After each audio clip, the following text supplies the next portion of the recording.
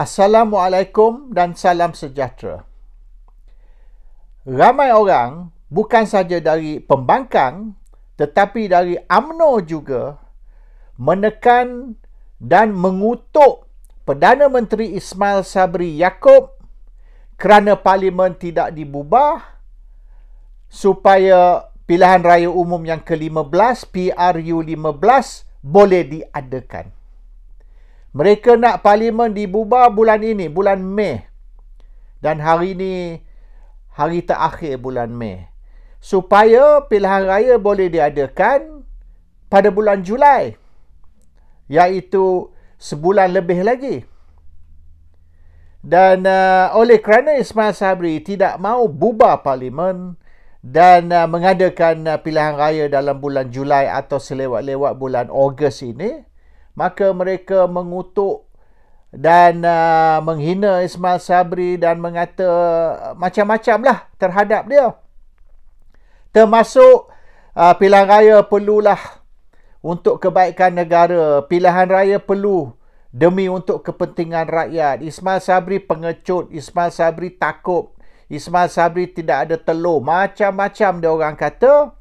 Kononnya Ismail Sabri ini pengecut dan Ismail Sabri menafikan hak rakyat, kepentingan rakyat, kebaikan negara. Dan mereka nak bermaknanya kita bertindak korbanlah untuk rakyat dan negara. Kalau betul mereka ni nak sangat pilihan raya untuk kepentingan rakyat, kebaikan rakyat, bukan untuk kepentingan diri sendiri, dan mereka sanggup berkorban kononnya untuk rakyat dan negara, letaklah jawatan. Yang mereka ni tak mau letak jawatan. Mereka nak pegang jawatan. Mereka takut hilang jawatan. Tapi mereka bercakap tentang korban demi rakyat. Korban untuk kepentingan rakyat. Yang mereka nak buat ni semata-mata kerana rakyat dan negara. In that case, resign. Letak jawatan. Korbankan kepentingan diri sendiri. Kalau nak suruh orang lain korban, awak dululah korban. Korban kepentingan diri sendiri, letak jawatan, dan apabila 2-30 ahli parlimen letak jawatan, tarik diri dari kerajaan, maka jatuhlah kerajaan. Dan apabila kerajaan jatuh, maka pilihan raya perlu diadakan. Sebab parlimen sudah tidak ada lagi. Dengan secara automatik terbubar. Because you no longer have enough members of parliament di dalam parlimen. Jadi mereka ni tak mau letak jawatan sebagai menteri ke. Tengok yang macam di England ni. Mereka yang menentang Boris Johnson, tidak setuju dengan Boris Johnson, mereka letak jawatan. Mereka bukan saja letak jawatan dari kabinet, tapi letak jawatan dari dia punya kerusi parlimen, dan mereka juga keluar parti. They resign from the party. They resign dari parti Boris Johnson. They resign dari kerusi mereka. They resign dari kabinet. Sebab mereka tak setuju dengan tindakan Perdana Menteri. So ini banyak duduk bising, duduk kutuk, duduk mengata macam-macam terhadap Ismail Sabri, tapi mereka sendiri tak berani nak bertindak, cuma setakat menjerit saja. Do what they do in England. If I don't support the Prime Minister, I don't agree with the Prime Minister, I resign from everything, from the cabinet, from the party, from my seat. So, biar adakan pilihan raya semula. So, ramai dia orang ni duduk, ialah, kononnya mereka ni nak menjaga kepentingan rakyat, kepentingan negara. Kononnya. Tapi mereka sendiri tak berani nak letak jawatan, tak berani nak lepaskan kuasa. Sebab mereka nak pelihara, protect their position, protect their power. Ini semua mengarut aja. Tapi sebab apa mereka nak parlimen dibubar bulan Mei ini? Dan pilihan raya diadakan bulan Julai atau selewat-lewat bulan Ogos. Dan mereka maknanya ubah, pindah perlembagaan parti. Supaya pertandingan parti tidak perlu diadakan sehingga 18 bulan ataupun 6 bulan selepas pilihan raya. tak payahlah pakar politik ataupun tak payahlah orang lama dalam politik. Orang yang baru pun sudah boleh tahu. Kerana Ismail Sabri Perdana Menteri, tapi Ismail Sabri bukan Presiden Parti. Ismail Sabri belum lagi jadi Warlord UMNO. Warlord UMNO ni semua orang lain. Zaid Hamidi lah dan ramai lagi. Termasuk Najib Tun Razak lah. Syahidan Kasim pun boleh dianggap sebagai satu dari warlord. Dia banyak ni, UMNO ni ada ramai warlord. Tapi Ismail Sabri is not yet the boss of the boss. Capo de capo. Dia kena the boss of the boss. Barulah maknanya you are in charge of the party. So sekarang ni, Ismail Sabri is in charge of the country. Perdana Menteri. He's not yet in charge of the party. Yang menjaga parti ni, geng-geng, anti Ismail Sabri. Dan the king of the anti Ismail Sabri movement is Ahmad Zaid Hamidi. Dan Ahmad Zaid Hamidi ni dia ada deal dengan Anwar dan PKR. So maknanya Zaid Hamidi ni dia ada satu kaki belah pembangkang, satu kaki belah kerajaan. He's got one foot in the opposition, he's got one foot in the government. This is a survivor punya insting. Maknanya kalau kerajaan jatuh, Zaid Hamidi can still survive. Kalau pembangkang tak berjaya, he can still survive. So dia hidup di dalam dua alam. He survives in two different environment. Jadi dia buat secret deal dengan Pakatan, dia juga menjadi kuda kepada Anwar Ibrahim dan dia juga Presiden UMNO. The problem is sekira parlimen dibubar dan pilihan raya yang ke-15 PRU 15 diadakan, Zaid yang akan menentukan calon. Zaid boleh matikan kerjaya politik Ismail Sabri bila-bila masa. Kalau dia nak pun, dia boleh gerakkan lembaga disiplin UMNO untuk ambil tindakan disiplin terhadap Ismail Sabri. UMNO nak adakan pilihan raya sekarang. Ismail Sabri tidak mahu adakan pilihan raya sekarang. Dia delay sampai mungkin bulan pertengahan tahun depan atau bulan September tahun depan. Oleh kerana pilihan raya tidak perlu diadakan sehingga September tahun depan, 16 bulan lagi. So kalau adakan pilihan raya awal tahun depan ke pertengahan tahun depan pun boleh lagi mengikut perlembagaan legal. Kalau ikut perlembagaan kena September habis lewat tahun depan. So maknanya Ismail Sabri tak langgar undang-undang. Ismail Sabri tak langgar perlembagaan. Tapi dia langgar kehendak UMNO, kononnya. Dan mengikut pemimpin-pemimpin UMNO, ini kehendak grassroots. Iaitu grassroots UMNO nak parlimen dibubar supaya pilihan raya boleh diadakan. Betul ke?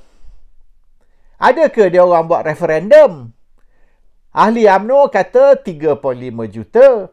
So, kalau dia bercakap bagi pihak ahli UMNO, grassroots UMNO, maka buatlah referendum 3.5 juta. Tengok, 35 juta ada ke 2 juta atau 2 juta setengah yang undi untuk parlimen dibubar. Ini dia orang kata saja. Ini yang grassroots. Nak grassroots berapa ekor? 10 orang, 20 orang. Itu yang mereka nak, bukan yang rakyat. Rakyat nak ekonomi kukuh, rakyat nak supply ayam cukup, rakyat nak harga minyak turun macam dijanji oleh Anwar Ibrahim. Hari ni kita memerintah, besok harga minyak turun RM1.50. Tak ada pun sampai hari ni. 22 bulan pakatan memerintah, tak pun minyak turun. Karut semua tu. So, itu yang rakyat nak. Minyak RM1.50 macam dijanji oleh Pakatan. Mereka nak yang apabila GST ni sudah dihapuskan, harga barang turun. Harga barang jatuh. Separuh harga dari dulu sebab dah tak ada GST. Tak pun bila GST dihapuskan, harga barang naik lebih tinggi. So ini yang rakyat nak. Rakyat tak mau pilihan raya. Pilihan raya untuk apa? Untuk seorang ambil alih dari seorang lagi. Jadi apa? Siapa jadi Perdana Menteri? Apa beza? Baik Mahathir, baik Muhyiddin, baik Ismail Sabri. Kalau orang lain ambil selepas ni sekalipun, tak kisahlah siapa.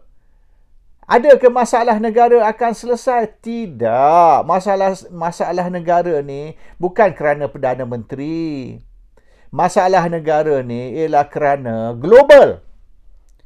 Iaitu COVID, iaitu peperangan dan macam-macam lagi. It's a global problem. Masalah tak ada ayam ni. England pun masalah tak ada ayam. Amerika pun sama. Masalah minyak masak di England ni, kita nak beli minyak masak, dia had boleh 2 botol. Tak boleh macam dulu beli sampai 1 carton. Kita dulu beli 1 carton, terutama sekali kita guna banyak. Macam keluarga saya ni, kita ada kopitiam. Jadi kita perlu banyak minyak untuk kopitiam. Dia had kepada 2 botol. Macam mana nak menjaga pun susah. So it's not a problem of Ismail Sabri. Takkanlah saya nak salahkan Ismail Sabri sebab kopitiam saya ni, gosip kopitiam kat Manchester ni. Ramai orang Malaysia pun dah sampai situ. Oleh kerana saya tak cukup minyak, saya salah Ismail Sabri. Not Ismail Sabri's problem. Global problem. Yang Russia ni pergi bergaduh dengan NATO sampai berlaku peperangan ni. Ini semua masalah superpower. Masing-masing nak menunjukkan yang mereka lebih kuat dari seorang lagi. Russia nak tunjuk dia kuat. NATO pun proksi kepada Amerika juga nak tunjuk dia kuat. Jadi dia perang. Kita di Malaysia ni minyaklah susah, ayam susah. Kalau kita adakan pilihan raya sekalipun, bubar parlimen hari ni, adakan pilihan raya esok, tak selesai masalah ni semua. Kita kena bagi masa, terutama sekali global issue, iaitu ekonomi global, ekonomi dunia ni selesai dulu, barulah kita boleh selesai. Tak pernah dengar ke the saying, when the West sneeze, Malaysians catch a cold. Maknanya dia beresim, kita demam. Oleh kerana kita bergantung kepada mereka. Kalau Amerika bankrupt, Malaysia tak bankrupt ke? Kita bergantung kepada ekspor. So satu negara menghadapi masalah, Malaysia menghadapi masalah 2 kali lagi teruk. That's called global economy. Sebab dulu masa Malaysia, masa Mahathir jadi kerajaan, Perdana Menteri bagi kerajaan Malaysia, dia fokus kepada heavy industries. Dia fokus kepada ekspor. Dia nak kilang dari barat, dari Jepun datang ke Malaysia, buka kilang supaya kita boleh ekspor. Dia tak kisah dah kita ni makanan cukup ke tak cukup, ayam cukup tak cukup. 60% dari makanan kita, baik beras, baik lembu, baik ikan, baik tak kisah apa sekalipun, 60% kita import. Sebab apa kita import? Tak cukup tanah ke? Banyak ni hutan tu. Hutan dara, virgin forest tu. Kita boleh buka macam-macam ladang lah, inilah. Kita tak cukup perairan ke? Bukan macam Switzerland. Switzerland ni landlocked. Dia tidak ada laut. Tapi kita ni laut, South China Sea. Ikan cukup. Tapi kita tidak exploit ikan dalam South China Sea. Yang exploit ikan dalam South China Sea ialah Thailand. Thailand tangkap ikan di perairan Terengganu, Kelantan, Pahang misalnya. Dia tangkap ikan situ, bawa balik ke Songkhla. Dari Songkhla, bawa masuk Malaysia melalui jalan raya. We bring the fish from Thailand which is caught off Malaysian waters. Apa benda ni? Tapi kita nak buat motorcar, kita nak buat kapal terbang, kita nak buat kapal, kita nak buat motorcar yang boleh terbang dan macam-macam lagi. Kita tak kisah ikan, ayam, beras cukup ke tidak. That's the problem. Jadi Ismail Sabri perlu masa untuk kita nak, kita nak heavy industry, kita nak manufacturing, tak apa, proceed. Tapi jangan kita abaikan kita punya food production, agriculture dan sebagainya. Okay. Dia kena serampang dua mata, two-prong attack. While we industrialize, we also make sure we agriculturalize. Dan agriculture, baik ikan, baik lembu, baik padi, sayur, tak kisah. It's all part of the agriculture industry. Jadi kita tumpu kepada food production for our local population. Dan kita boleh jadi satu hari maybe macam Thailand, China, begitu besar population, tapi dia masih boleh export makanan dia. Dia cukup production. They even have surplus. And dia boleh export. Kita makan macam-macam yang import dari Thailand, dari China. Yet the local population cukup supply, tak shortage. Kita ni tak usah kata nak export. Kalau kita tak export pun tak cukup untuk kita punya domestic demand. So this is the problem. Ismail Sabri nampak because dia background dia is agriculture punya background. He comes from the rural punya ni. Jadi dia nampak makanan nombor satu. Biar tak ada kereta, tak ada motosikal, biar tak ada radio, biar tak ada TV, tak apa semua tu. Tapi beras, ayam, daging, ikan, itu mesti ada. That we must make sure that's enough. So, mengadakan pilihan raya, it's got nothing to do with improving the economy, improving the country, because there's nothing much we can do selagi Barat ni don't get the act together. Selagi Barat ni nak berperang dan they're spending trillions, not billions, trillions untuk perang. And jangan lupa also, we are spending also trillions kerana nak menyelesaikan masalah COVID. Dua tu, peperangan dengan virus, peperangan dengan superpowers, dua tu saja is bankrupting the whole world. Satu dunia bankrupt. And you nak buat Malaysia ni selamat? Tak boleh. Tidak ada Superman yang jadi Perdana Menteri Malaysia boleh mengatasi masalah tu. Dia memerlukan masa, dia memerlukan strategi. Dan ini yang tim Ismail Sabri akan buat untuk menentukan over the long term. But it's going to take time. Jangan harap benda ni selesai dalam masa sebulan. Setahun pun tak boleh nak selesai. Dan kalau orang katakan kalau kita tukar kerajaan, tukar Perdana Menteri, perkara ni boleh diselesaikan, autah, dongeng. That's all nonsense. Tidak ada hujah yang boleh meyakinkan kita yang tukar kerajaan, tukar Perdana Menteri ataupun mengadakan pilihan raya boleh selesaikan semua masalah kita. No way. That cannot be done. Dan yang nak tekan sangat pilihan raya diadakan, parlimen dibubarkan, ialah orang yang nak jatuhkan Ismail Sabri. Because they, especially dalam UMNO, they control UMNO, they warlord UMNO, but they're not the Prime Minister. Dan dia takut, orang takut, sekiranya benda ni dibenarkan berlarutan, bermaknanya Ismail Sabri jadi Perdana Menteri lagi 12 bulan lah kata, dia akan jadi kuat. Dan parti ramai akan swing kepada dia. So these people are scared because Ismail Sabri ni kita bagi dia jadi Perdana Menteri lama sangat, dia akan jadi lebih kuat, kedudukan dia lebih kukuh, maka kedudukan dia orang ni akan jadi lemah. And dia orang nak supaya kuasa dia lebih kuat dari Ismail Sabri. They want to make sure they are stronger politically than Ismail Sabri. But the longer you let Ismail Sabri stay as Prime Minister, the stronger he become. The weaker his anti-Ismail Sabri punya orang ni akan tu. So, which means their future depends on them being stronger than Ismail Sabri. Kalau Ismail Sabri stronger than them, they are in trouble. Terutama sekali bila orang-orang ni menghadapi masalah mahkamah, kes dalam mahkamah.